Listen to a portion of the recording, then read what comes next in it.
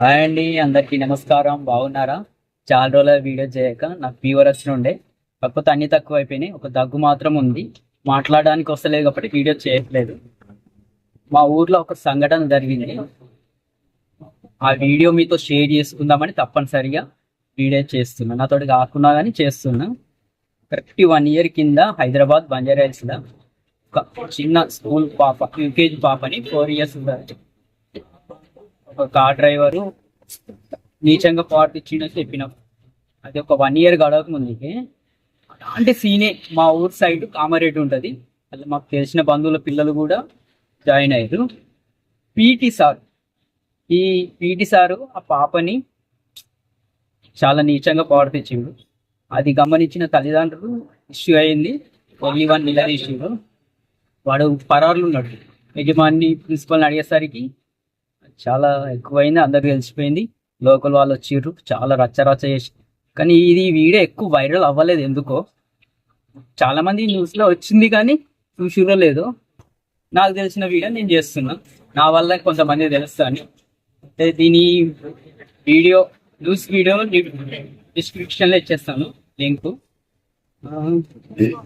మరీ పసి పాప, 6 ఏళ్ల పిల్లని ఒక సారే అలా ప్రవర్తిస్తే ఆడపిల్లలకు రక్షణ ఏడుంది? రోడ్డు మీద ఉండదు, హాస్పిటల్లో ఉండదు, స్కూల్లో ఉండదు, నైట్ ఉండదు, పగలు ఉండదు. వీళ్ళు బ్రతికేది ఎలా? పెద్దవాళ్ళని ఇడవరు, వయసు వాళ్ళని ఇడవరు, ఆఖరికి వస్తే పసి పిల్లలు కూడా ఇడవట్లేదు. అంటే ఆడపిల్లగా పుట్టడమే నేరమా? వీళ్ళకు వేసే శిక్షలు తక్కువ వేసి వదిలేసేసరికి వాళ్ళకి భయం అనేది ఇద్దరు ముంగట వీళ్ళని షూట్ చేస్తే భయం అనేది ఉంటుంది. సాటుకు రాజమర్యాలు చేసుకుంటూ పెంచుకుంటూ పోతే ఈ బాడుకులకు అనేది లుచ్చలమ్లి కొడుకులకు భయం అనేది లేకుండా అయింది. వీళ్ళకి కూడా, ఈ నీచులకు కూడా మనసు ఎలా ఒప్పుతుంది? వీళ్ళు ఏం ఆలోచించారా? నేను జైలుకి పోతే, నేను చచ్చిపోతే, నేనేమన్నా అయితే నా పెళ్ళాం పిల్లలు ఏమవుతుంది, నా బిడ్డ ఏమవుతుంది, వాళ్ళ ఫ్యూచర్ ఏమవుతుంది ఆలోచించుకోరా? 5 నిమిషాల సుఖాని కోసం లైఫ్ తాకట్టు పెట్టేస్తారా? ఇంత దారుణం. ఆ వీళ్ళు కూడా ఒక చదువుకున్న జాబ్ చేసే వాళ్ళే ఇలా ఉంటే, రోడ్డు మీద తిరిగే పూరం పోకు నా కొడుకులు వాళ్ళు ఇంకెంత దారుణంగా ఉంటారు.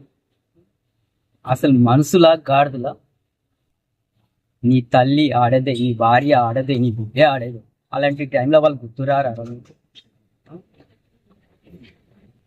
ఇదేలాగా మీ ఇంట్లో మీ వాళ్ళకు, మీ కుటుంబంలో ఎవరికొకరు జరిగితే మీకు ఎంత బాధ అనిపిస్తుందిరా?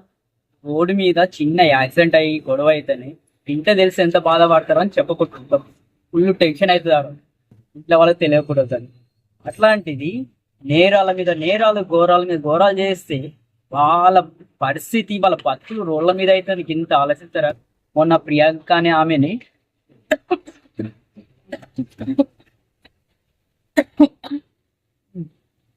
అక్కడ శంషాబాద్ కాడ నలుగురు పాడి చేస్తే ఎన్కౌంటర్ చేసి పాడి, నలుగురు ఫ్యామిలీ మీద పట్టు. వాళ్ళు ఒక్క నిమిషం వాళ్ళ ఫ్యూచర్ గురించి ఆలోచిస్తే వాళ్ళు ఇప్పుడు బ్రతికేవాళ్ళు.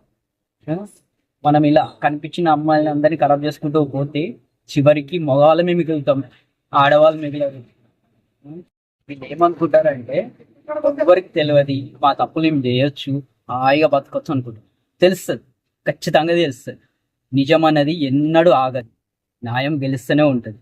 ఏదో క్షణంలో తెలుస్తుంది. నువ్వు లోపల బొక్కలు పడక తప్పదు, నరకం అనుభవించ తప్పదు. ఇవన్నీ తప్పించుకొని తెలియకుండా హాయిగా బతికి నువ్వు చివరికి చచ్చిపోయిన రోజు దేవుని చేతులు కూడా నీకు తప్పదు శిక్ష. గుర్తుపెట్టుకో ఫ్రెండ్స్. ఆ విషయం వినగానే నా గుండె తలుక్కుమన్నది. ఎందుకంటే మా ఊరు సైడు మీకు ఎక్కడెక్కడ ఏం జరుగుతుందో తెలియదు, అందుకే మీతో షేర్ చేసుకోవాలని ఈ వీడియో చేసిన. ఇంకా నేను నెక్స్ట్ వీడియో చేయాలంటే చాలా టైం పడుతుంది, నాకు అంత బాగాలేదు. జస్ట్ దగ్గు మాత్రమే ఉంది. క్యూర్ అయినాక వీడియోస్ పెట్టుకుంటా. నేను ఏమన్నా మీకు నొప్పించి ఉంటే క్షమించండి. ఓకే, బాయ్ మరి.